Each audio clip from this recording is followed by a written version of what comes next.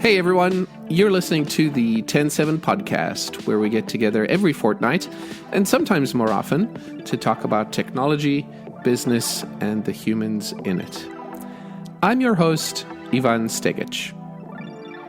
My guest today is Kevin Thull, a freelance front-end developer and president of the Midwest Open Source Alliance. You may know him as the guy whose session recording kits are omnipresent at Drupal events across the globe. He's also the 2018 recipient of the Windborne Award, an award that is presented annually to an individual who demonstrates personal integrity, kindness, and above and beyond commitment to the Drupal community. Hey, Kevin, welcome to the podcast. It's a great pleasure to have you on. Thank you. It's great to be here. I have so many questions. I feel like there's so much to explore. So maybe you'll consider coming back if we don't get to it all? Definitely. Awesome.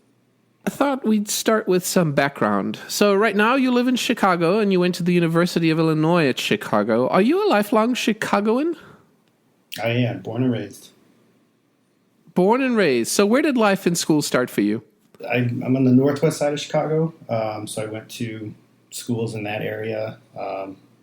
As far as UIC, I went there for bioengineering. My dream was to create artificial limbs, and then I learned I'd pretty much be in school for the rest of my life. I said, nope. Wow, bioengineering. Yeah, that's amazing. What was the driver, the motivation for artificial limbs?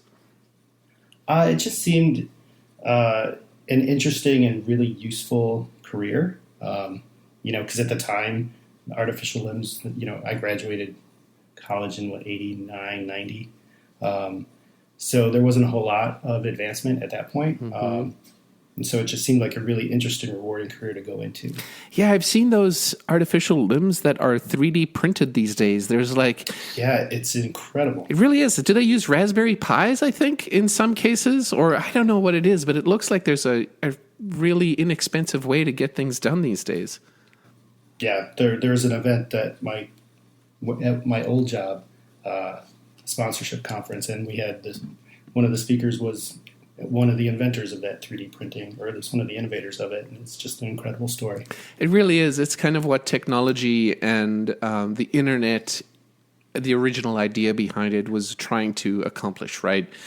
Something that can bring the masses, something that's cheap and life-changing as a technology, whether it's hardware or software, it doesn't matter. Right, yeah. So I have to ask you, since you're in Chicago, White Sox or Cubs? Well, I grew up on the northwest side, so Cubs fan. Cubs fan, yes. Though I don't really follow sports at this point anymore. But no, recent world champions. After you've achieved that, it's probably okay to stop following it, right? Yeah, and I actually lived near Wrigley Field when that happened. So. What a beautiful ballpark! Yeah, it's wonderful.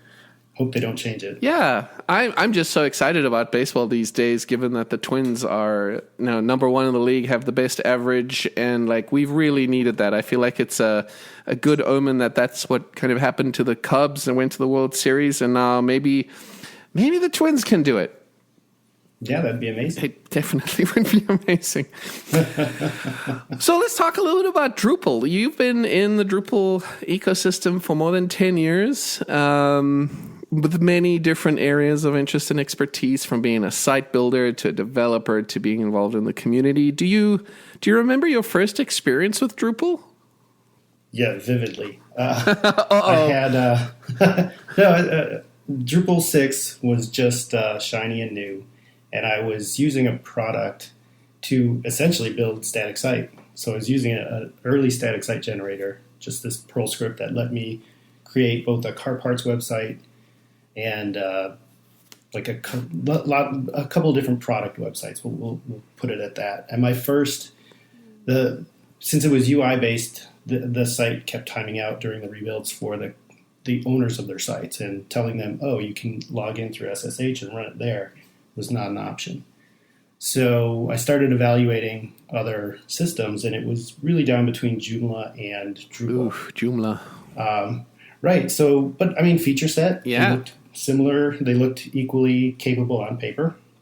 So I looked through support forums because, I'm not a coder by trade, I guess you could say.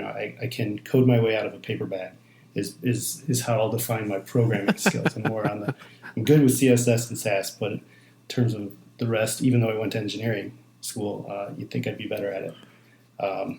But I looked at the community forums for both, and Joomla's answers were sure we'll help you for a bounty, and Drupal's answers were sure we'll help you. Can I move in with you to help you build this thing? Right. Sort of the feel is like, so at that point I went Drupal. Yeah, it was the community that got you hooked, it sounds like. Absolutely. And then I struggled because I was trying to come up with this. There were no migration scripts at that point, so I had to find like some custom PHP to brute force it into the database, which worked. Data tables were a whole lot easier in Drupal 6. Of course. Yeah. Then I didn't quite understand the whole contrib cycle, because I was like, oh, Drupal 5 versus Drupal 6. Well, Drupal 6 is new. I'll use that. And then realized I was sort of, stuck waiting for contrib to follow up. But I ended up doing an UberCart site, struggled with like a make, model, year selector. And my first community event, because I had learned a lot through videos. They were, you found videos on archive.org from past events. And that got me a long way, but then I was stuck, and I was very, very introverted, very shy at the time. I still am a little bit. But so I committed to going to an in-person meetup. Was living in the suburbs at the time. And there was a meetup posted, and it's like, well, ask your questions, and we'll have Jeff Eaton there because he wrote the book on building Drupal, or he's one of the writers. So it's like, oh man, because I'd been listening to Lullaby podcasts, like, I was like having celebrity anxiety. And so he showed up, and I asked my question, like, how can you do this? And he's like, oh, I'm so sorry. Because basically it's like, there is no solution for that right now. Oh, man. So at least I felt good that it wasn't me. I'm like, if he can't figure it out, then, Is that code still around that you wrote? No, the site owner ended up migrating out to, I think, BigCommerce at some point, because he had several different sites. But we had it going for a while, doing lots of imports of CSV files. So it was a pretty intense project. So that interaction with Jeff Eaton, was that your first in-person involvement in some sort of a community event? Yeah, it was the very first Drupal Camp, or the Drupal Fox Valley meetup. Drupal Fox Valley meetup. Is that still around? So they are. It was a great. I'm sad I don't live in the suburbs. That's one of the reasons I'm sad I don't live in the suburbs, because it's a pretty far west suburb.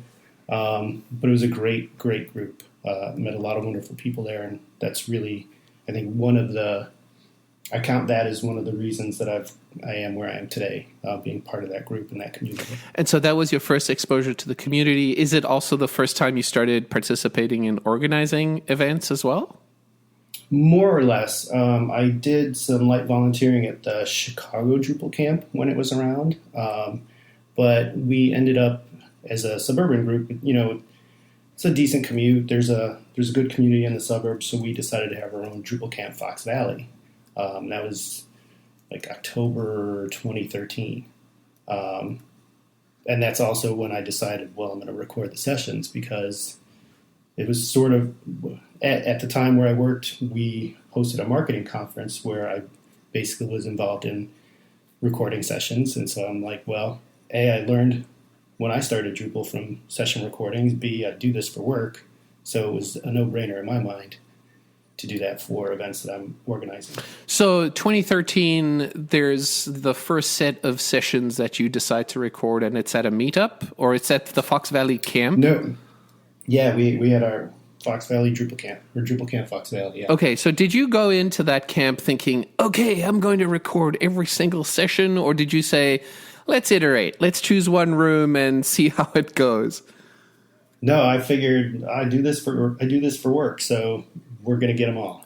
And the method was have a camcorder in the back of the room just to kind of see when slides change, get the slide presentation from the presenter, make stills of the whole of each slide, and then kind of rebuild what would be a screen share.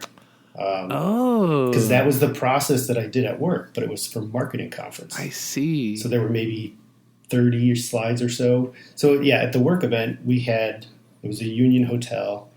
So we brought in AV to do the keynote as a live video production, but in the breakout rooms, to cut costs, we just got an audio file from them.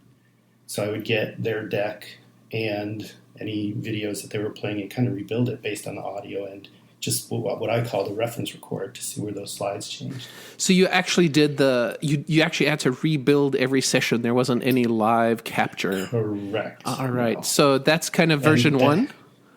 Yeah, that was terrible. Was it? Well, there was one talk. It was like a 45-minute talk and over 100 slides. So it's took 3 hours to rebuild that. Boy, that was really time intensive. Yeah, and demos were lost. It was just a completely different medium. And it's funny because friends of mine at the time were like, "Why are you investing so much time in this in the post production? Nobody's going to watch these." I'm like, "It's important." Yeah, and it really is important. Yeah. Thank you for investing the time. It's such an asset to the community now. I can't even imagine what it would be without it. I mean, yeah. Yeah, I never for once imagined it would be what it is today. I would love to know about what the next iteration was after that. You decide, I can't handle doing 4 hours and 100 slides for a 45-minute talk. What's the next iteration? So shortly after that event was the first mid-camp. That was March of 2014. And we were fortunate enough to get the Drupal Association recording kits, so the same laptops and splitters that they use at DrupalCamp. Because apparently if your event falls in the window of when they're not needed to be shipped or in shipping or en route, you can just pay the FedEx cost to borrow the equipment. Wow. Yeah, so you get this giant Pelican case. You could fit a body in it because it's stuffed with laptops and equipment. And that was also a pretty horrible experience because it was just a lot of setup. They didn't work terribly well. There would every once in a while in the recording there'd be dropped frames, so you'd just see a 1 second blue frame. So of course I edited those out. It was pretty low res. And it was just, at the end of the event, we were exhausted because our first one is now we have to drag this giant case and find a FedEx to send it home. So were the laptops themselves doing the recording and you had to have your presentation on the laptop? No, there was a splitter. So the presentation computer fed into a splitter that split to the projector and to the recording MacBook. So the MacBook was basically running a capture software. And to this day, that's the same type of equipment they use at DrupalCon. So if you go into a session at DrupalCon, you'll see off to the side a table with a laptop on it that has a note saying recording, do not touch. Yeah, and it's just always on. I've always wondered about that. So, okay, so that's version 2 is Yeah. So that's 2014. So what happens after that? After you've reduced the amount of time you spend on post-production, but you're still not happy. You still want something better. I think that was DrupalCon Austin was that year. So March is when we did the laptops. We went to DrupalCon Austin. We actually met with the people who produced the videos. And I was kind of brainstorming with a fellow organizer, there's got to be some sort of solution that's lightweight, inexpensive, device agnostic, and no drivers. Yeah. And so we kind of came up with this base requirements list and just started looking. And it was really difficult to find stuff because it turns out this is a very lucrative industry, recording events. They don't want to give away their methods and some of that, even the prosumer level equipment is really expensive. So I found this device that the intended market is to record your console gameplay. So it's HDMI in and out, records to a thumb drive. Oh. And lets you. It's got a audio mixer so that it can pick up the gameplay audio from your console and then also your commentary through a headset.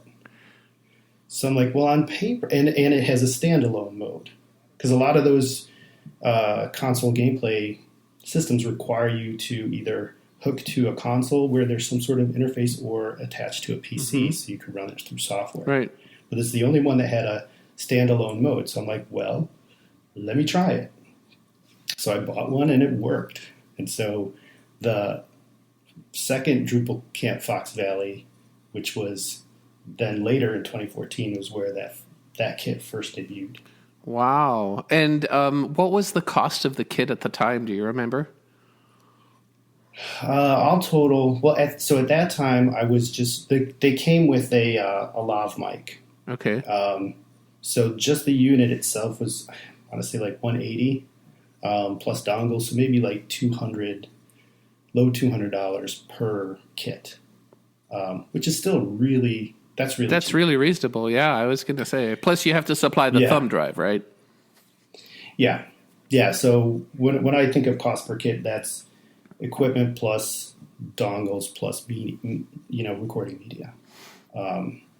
But we had issues where if you had multiple presenters, now you're kind of handing around this lav mic, which is not a great way to deal with it. No. And every once in a while there was no audio in the record. Oh. And so so you've got the screen recording, no problems, but it's silent. Yeah. So those were lost. Right. That's when I decided to add in the Zoom voice recorder, which serves as the mic, but also records to an SD card. So that's the omnidirectional mic that's hooked up and right next to the console. Yep. Okay, so that's the next version after the Fox Valley Camp. Yeah. That was all exciting. It was promising because I got most of the recordings for Fox Valley. And I was going to Bad Camp that year. So that was September 2014 Bad Camp. It was San Francisco. It would have been like late October, early November. Yeah. So I brought I just wanted to show off the kits. And they're like, well, can you actually record some sessions? I'm like, okay, sure. I've got probably had 2 or 3 at the time. So I brought them with me. They're compact. And I recorded sessions and failed miserably. Really? I think I caught maybe 2 out of the 20 or 30 that I tried to get. What was the main issue? The assumption that, so at this time, they were bus powered. So it would plug into the presenter's laptop. Oh, so the assumption that there's enough juice coming out of the laptop that'll actually give you consistent power to power it. Well, there's juice, but if that power gets interrupted before the file is written, then you get a 0K file. Oh, no. Right. And generally with equipment, it loses the connection, it writes the file and powers down. Not so with this one. And so then, that was wonderful because, here I am, it was wonderful and terrifying. It's like, okay, good. Failing is important. Absolutely. Right? Because if it's working, you don't know how to break it, and therefore you don't know how to fix it. Exactly. So that was late 2014. March 2015, Midcamp number 2 is coming up, and I was a little scared. Because it worked, and then it failed, and here we go again. And Midcamp was a success. So it's like, okay, great. What this tells me is I need to take these things on the road and just get more variables into the equation. So, shortly after Midcamp, I sent out a tweet saying, basically, hey camps, if you'll cover my airfare and hotel, I'll record your camp. And St. Louis and Twin Cities took me up on it right away. We did. That was like a no-brainer for Twin Cities Drupal Camp. We were like, oh, Kevin's going to record it? Yeah, let's. I think I remember voting yes on that request. I'm like, yeah, absolutely. Bring him. We'll do it. Yeah. And so that was also terrifying because now this is someone else's money. But by and large, it worked really well. St. Louis, I had 100% capture. So oh, great. This is good. But over time, just various variables helped me to kind of iterate on the kit, or whether that's documentation, because Bad Camp, there was one year there's no time between sessions, and you've got 6 rooms over 4 buildings. Ouch. And you're the only one doing it. It's like, okay, I guess I'm going to make instructions and put them at the podium because I'm not going to be there. and it worked mostly. Is that, when did the red button, the giant red button, when did that make its debut?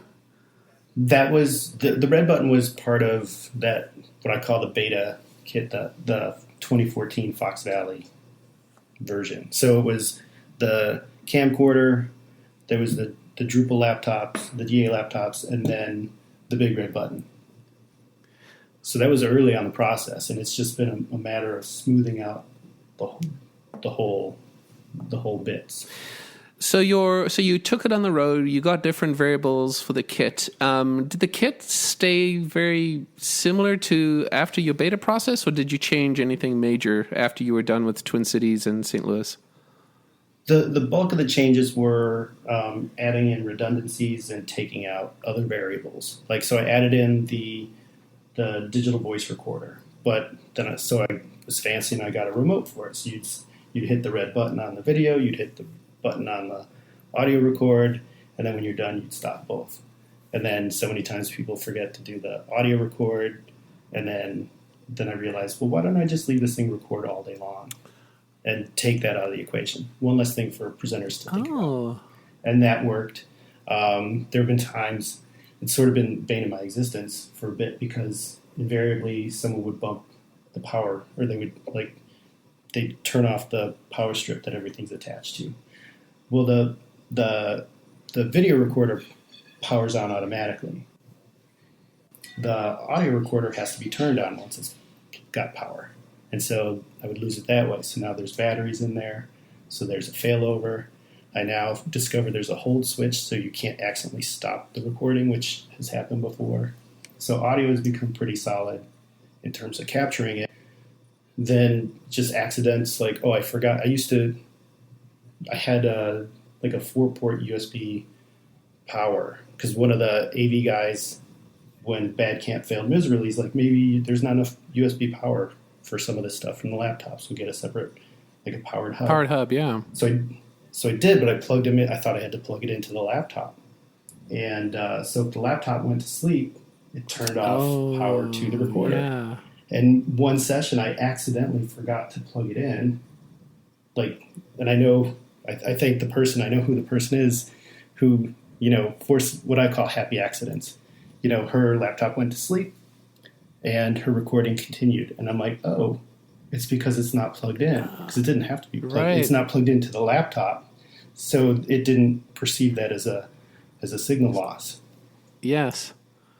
Yeah, so just lots of documentation and happy accidents throughout the years. And are you now at a final version of the rig, or do you have additional changes you want to make for the future? Yeah, the issues are currently, for whatever reason, if it's not Mac OS, even though there's a voice mixer, an audio mixer in the unit, there's still no audio on the screen record. So I don't know if somehow, rather than dubbing the non-audio from the presentation plus the spoken audio from the presenter, rather than mixing them, it's completely wiped out. So that was, I had some time before someone session who historically had no audio, so I'm like, let's look at your audio system and pick whatever is not chosen. Mm-hmm. And so it was set on, I assumed that it was like choosing HDMI and we would have to set it to like headset, but it was set to headset. I'm like, well, let's choose HDMI. And then it worked. So it's like, oh, well, that's cool. But it's still not 100%. Like either you choose it, there'll still be no audio, or it'll be bad audio that has to be replaced, but it's improved.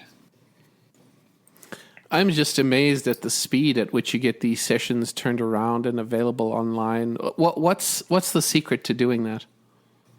The unit records to an MP4 file on the thumb drive that's attached to it. So assuming you've got good audio, you already have a compressed file to upload to YouTube. So as long as I go in, like any large break, I'll swap out media, see what I've got, fix anything that needs fixing, and upload it, assuming the venue has decent internet. So really, you're not doing any post-production. That rig does it all for you. Ideally, right, yeah. When it works really well. And when it There are some small fixes. Those I've gotten, I've got enough experience where I've gotten quick at it. I think my most challenging was last year at Drupal Camp Montreal. It was a completely French-spoken session that had no audio, so trying to time that was tough. Oh, yeah. I don't speak French, but eventually I figured it out. And what do you think the Achilles heel is of the whole system? People, and that's my next focus. Is like when I'm doing it, I get close to 100% capture pretty consistently. When others are doing it, it's generally 80% or less, which I've learned is still okay. Yeah. Because it means there's other people doing it. I'm not the blocker. But also it's just a matter of presence and making sure that everything's being checked and rechecked, that A, you're connecting the presenter laptops, and B, when sessions start, you're verifying that the recording is recording. You still may lose the one or two that way, but it's really just a matter of finding the people who care enough to make sure that it's as successful as possible for any event that they're managing the equipment. How many sessions do you think you've recorded since you started in Fox Valley? I do keep track. Oh, you do? So, good. So this is not a guess. Okay, how many? What are we up to? 1,646 total. Wow. Although there's more than that because I don't have numbers from Chattanooga. And that includes sessions that I've captured plus sessions that I call them proxy captures. So I now will send equipment to camps through FedEx. And with instructions documentation, I'll do, like if needed, I'll do like a video call with them to kind of go over how the kit works, some of the common troubleshooting stuff. And are the kits still around $250 or has that changed? Well, all total, so by adding in the voice recorder, that all total is about $450 per setup, which is still relatively affordable. Oh, I can get eight of them into Pelican carry-on size Pelican case. So that's great. They're portable. Yeah. They're lightweight. Oh yeah. Wow. That's so the quality on the recordings are nothing to be ashamed of. I mean, they're all HD. The audio is great. I don't know how you get such great audio. You even get the questions from the auditorium as well. Yeah, I mean that's the audio recorder because I just have it set to multi-channel. I think the auto gain and meeting is the setup, like the preset. So it does a good job of it. I'm just so proud and amazed, and you should be commended at every chance you can get because this is such an amazing service and such high quality. It's just amazing to see. And am I right in saying that you started something called the Drupal Recording Initiative?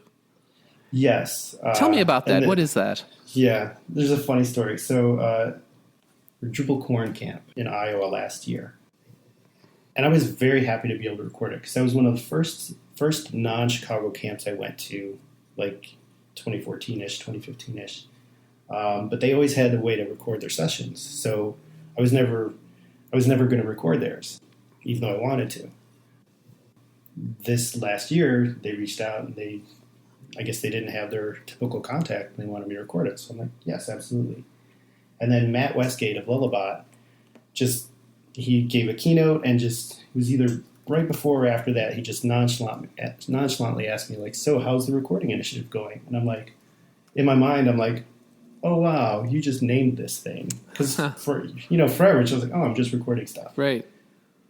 So it immediately, got an upgrade. Yeah. And so I had to kind of figure out what that was.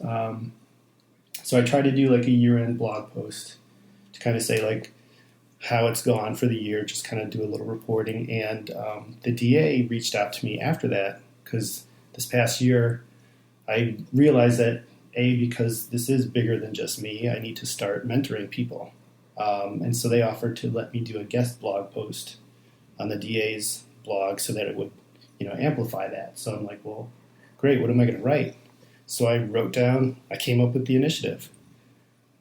Basically, broke it down into various buckets like training and mentorship, expanded coverage, improve documentation, funding, organization, content discoverability. And that was just basically December of last year. And so now it's just a matter of sort of like a 3 to 5 year roadmap. So this is quite recent. So this is the end of last year. Yeah. You're through about 6 months of it. How's it going? Surprisingly well. I think it just goes to show when you create a plan, you'll start working on the plan. Producing results. Yeah. And stuff will just, if you don't have a plan, you're not going to achieve results. If you have a plan now, you have a roadmap and you have things to shoot for. And how do we find out more about the Drupal Recording Initiative?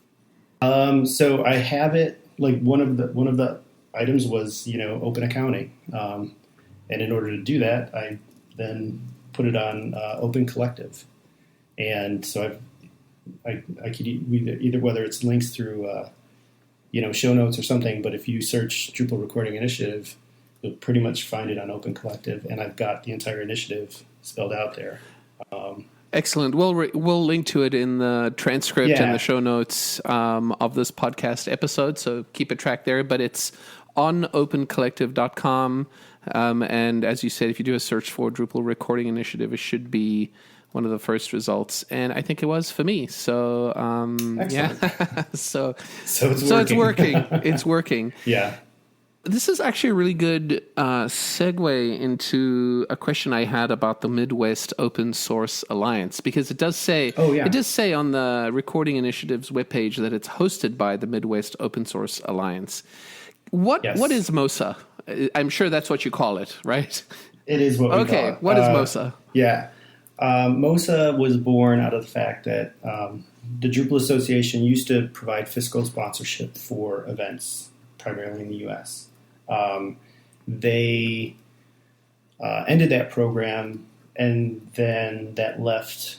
Well, they ended that program with the recommendation transfer over to Open Collective because they can be your fiscal sponsor. And what didn't work for me is so the DA took 10%, which went to the Drupal project. Great.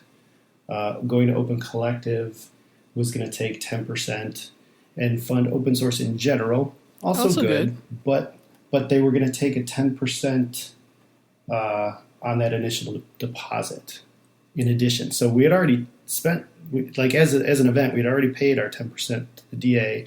So we're going to lose another 10% just to transfer. Oh, wow. I wasn't okay with that, especially because we didn't know anything about Open Collective. No. So that felt like a big jump to me. And there were still issues like insurance is an issue, getting sales tax exemption in Chicago is an issue. Some of the issues that we had when the DA was running this sponsorship program were going to not be fixed by moving to Open Collective. So some of the mid-camp organizers got together, and we'd been talking about this for a while, and that was the impetus to form our own nonprofit. And so the Midwest Open Source Alliance is a federally recognized nonprofit, and you behave the same way that the Drupal Association did. You are fiscal sponsors for camps. I know that Twin Cities Drupal Camp uses you right now. Yeah, it was primarily a solution for mid-camp, but we realized that, if we could fix this for one, we could fix it for more.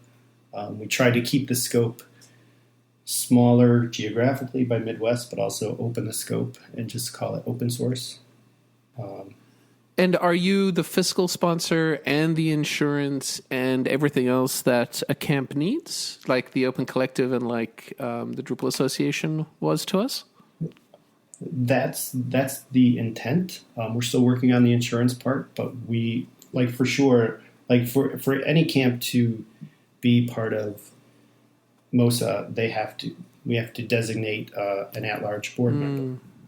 So in this case, that was Dan Moriarty. So he then is a representative of MOSA, so he can sign insurance using MOSA's name. So it's not his name or his company. It's an actual, because I didn't even know that was a problem until I heard about event organizers being sued because of something on their website. I'm like, oh no. That's awful. Yeah. So, this is important. Yeah.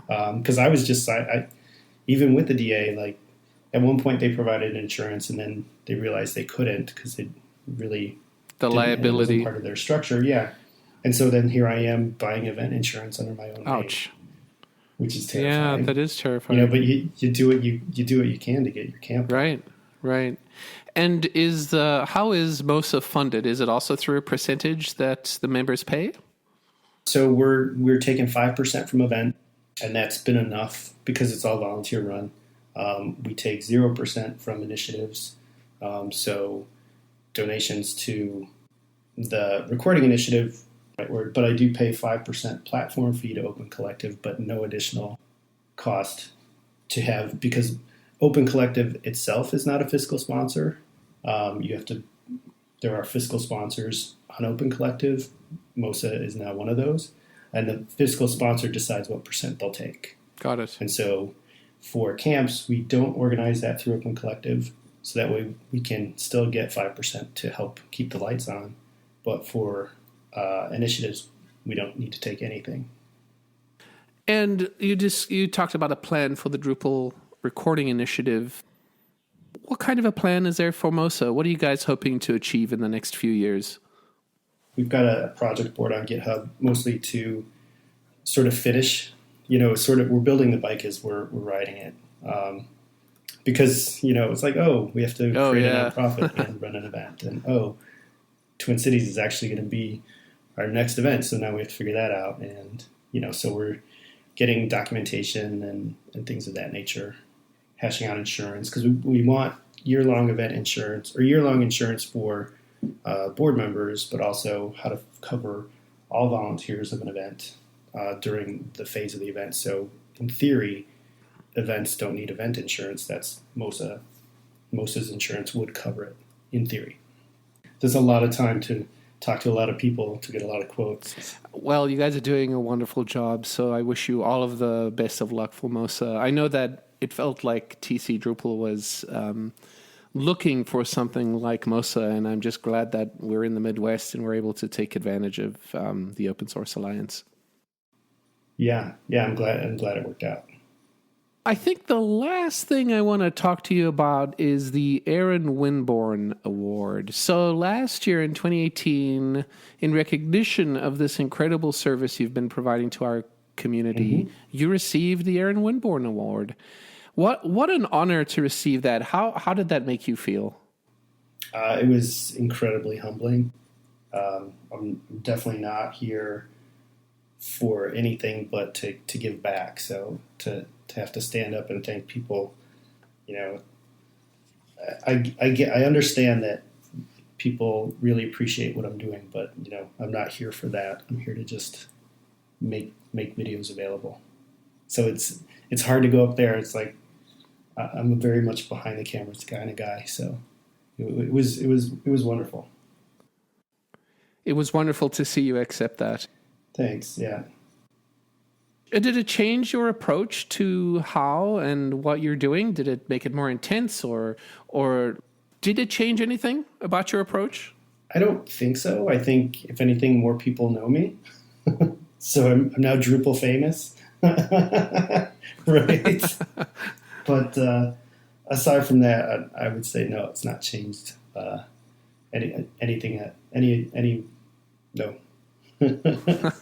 Well, it's just wonderful to see. You're just such a great example of how you can contribute to the community without writing a single line of code, right? Well, that's the whole point. Yeah. You're a front-end developer. Oh yeah. Yeah, I mean, you're a developer. Right. You've written code. You've got patches in there, but you get an award for not writing code, and so that's just a testament. So, what do you think your advice would be to those that just joined the Drupal community, or even to any open source community who maybe are not developers, or who are young developers, or have just started writing code? Maybe they're afraid to show what they've written. What would your advice be to them about wanting to contribute? If you're passionate about giving back to a community that you're getting benefit from, don't let the fact that you're not, maybe working on core or module development, don't let that stop you. There are so many ways that are either technical light or non-technical at all to give back. documentation, would be a great example for Drupal, because still a sticking point, plenty of opportunity to contribute there. But, at events, we always need day of volunteers. There's plenty of ways, non-standard ways, I would say, to get involved. And also especially to bring in any past experience you have. Like, I did video work. That's not at all Drupal related, but look how big of an impact it's made. Kevin, thank you so much for spending your time with me today on the podcast. It's been a pleasure talking to you. Well, thank you for having me. Kevin Thull is a freelance front-end developer and president of the Midwest Open Source Alliance. You can find him on Twitter at Kevin J. Thull and on Drupal.org at @KThull. And we'll have those in the show notes and in the transcription on the website. You've been listening to the TEN7 Podcast. Find us online at ten7.com/podcast. And if you have a second, do send us a message. We love hearing from you. Our email address is podcast@ten7.com. Until next time, this is Ivan Stegic. Thank you for listening.